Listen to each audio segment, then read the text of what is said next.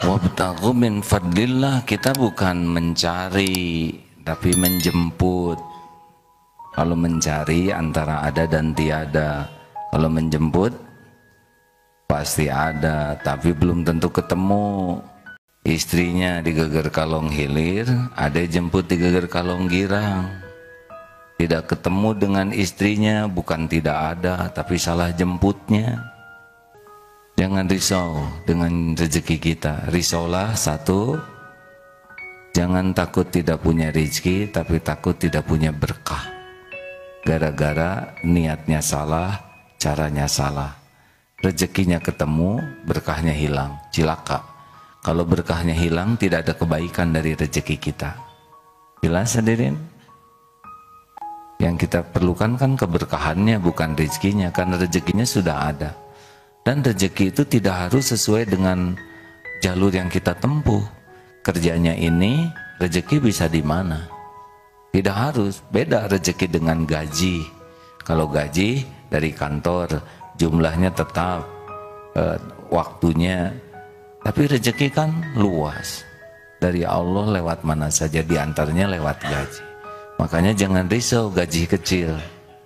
Risaulah kalau tidak barokah. Gaji kecil, adek punya gaji tidak? Tidak. Enggak. Punya gaji tidak? Tidak. Punya gaji tidak?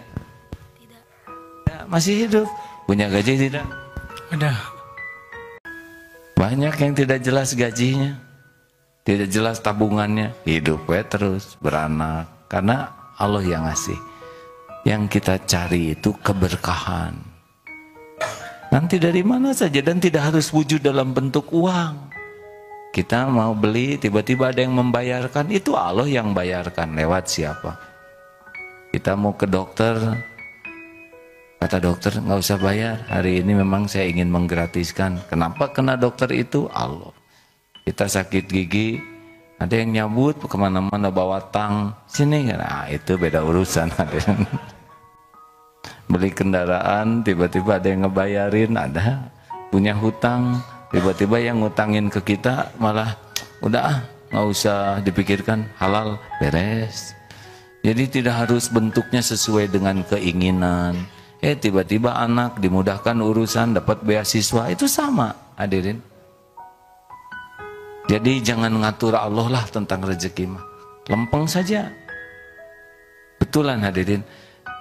Ini maaf sekali ya, di antara yang hadir ini mungkin keperluan bulanan saya lebih besar daripada siapapun. Alhamdulillah dititipi anak 11. Kalah kan semua? Ada bagaimana? Belum kan? Cucu 8. Bisa dibayangkan hadirin, keluarga 2, Bandung, Jakarta. Untuk biaya dakwah juga besar sekali ya. Dan saya tidak tahu tuh dari mana rezekinya. Ngalir saja.